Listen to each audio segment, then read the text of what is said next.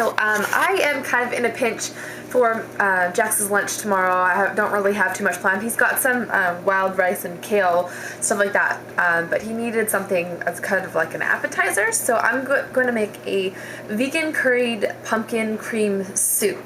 So he's not doing so well with cheeses lately, so I'm cutting that out, so that's why we're going vegan. He still eats meat, but this soup is going to be vegan. So yeah, I'm just going to show you. It doesn't have very many ingredients. It's really late. It's 11:15 at night, so I want to do something really, really fast. So I've got my pot here, and the first thing that I'm going to do is I'm going to heat up 1/4 cup of coconut oil.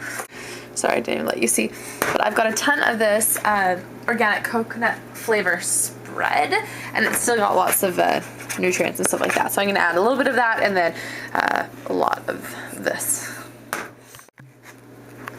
Okay, so here is my coconut oil. I'm just heating that on medium heat, and then I'm going to add in my chopped onions. Okay, so my coconut oil is bubbling pretty fast there, so I am going to add in my onions and minced garlic, and I just chop my garlic up really small because I don't actually have a mincer, and these aren't even the smallest pieces ever because my eyes were burning when I was cutting these. Sometimes it really affects me, sometimes it doesn't, so any tips on that is highly welcome, because chopping onions and meat just don't mix.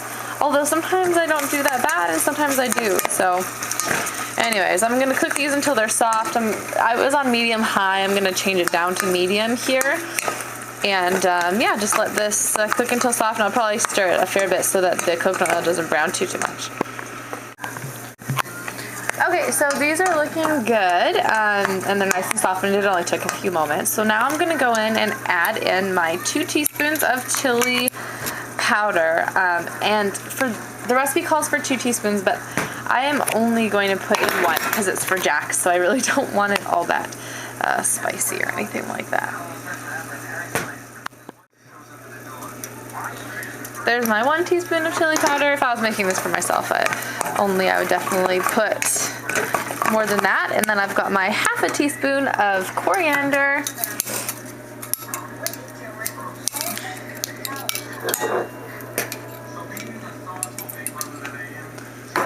There we go. And then the red chili flakes. And I'm also not going to add in very many of these. I put a lot of garlic in though, so, and I believe this is supposed to be 1/4 teaspoon, but, oh sorry, my TV's still on. That must be annoying for y'all, so I'm going to turn that off in a second, but there's my spices. Okay, so I'm going to wait a few minutes for these to be nice and coated. I turned it down low so that nothing funky happens, and I still have a nice coat of oil on the bottom of the pan here. Now I'm going to be using a pumpkin puree, but I actually froze mine. It doesn't look that aesthetically pleasing, but when we carved our pumpkins, I froze a whole bunch, so I'm going to use that instead of the can. And then I'm actually using this vegetable broth here because I have about 2 cups left over, so that's what I'm going to be using for the vegetable broth. So I'm just going to wait till these are nice and coated and it's really going to start to smell nice, and then I'll be adding in my vegetable broth and my pumpkin puree.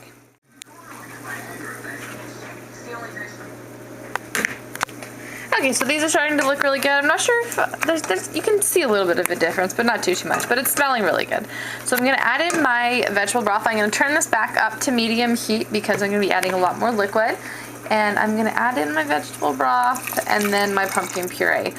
And mine is frozen, so it's going to have a little bit more water in it. So I might have to adjust the spices as well, but probably not too much because it seems pretty flavorful, and I like to keep things not too bland for Jax, but I mean a lot of spices doesn't agree with him too well.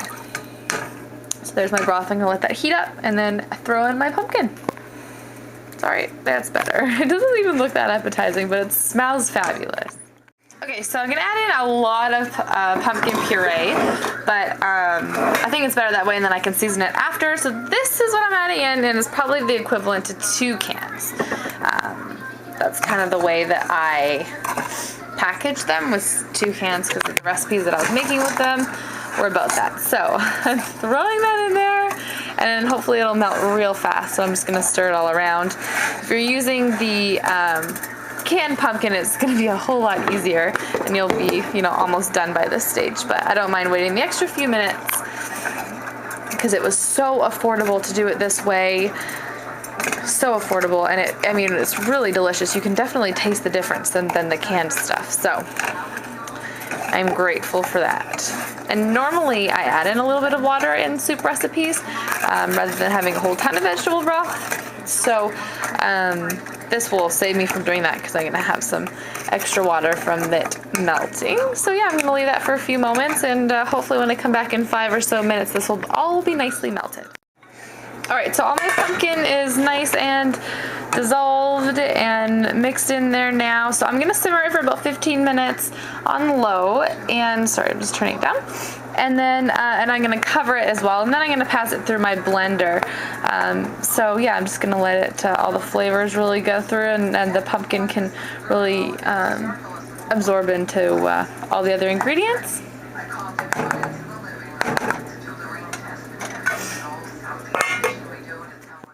Okay, so it is smelling so nice and sweet, like coconut. It's been simmering for about 15 minutes, so now I'm just going to ladle it into my blender. I just have like a standard Ninja blender, so it's nothing fancy, but it does really well with soups. I should probably turn that off. So yeah, I'm just gonna ladle that in there and blend it. My mom actually has a blender that has a soup setting, so you can just put all the raw ingredients in there and blend it up, and it makes a soup for you. It's super easy and quick, but I'm not that high tech. I think it's like a $400 blender or $500 I paid for it, so way too much for me. And I'm just gonna fill it up that full and then do the rest in another batch. So I guess I can film that. It's not that interesting. It just blends all up.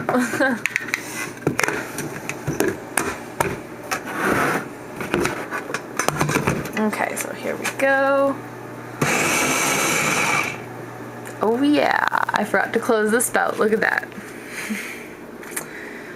I'm so good. And yes, I have a toothbrush, Jax's toothbrush, and it has it all over it. Perfect. Alright, let's try this again. Okay, I'm gonna do 2 hands. Okay, so there we go. I got some on my camera. That's why it's all fuzzy.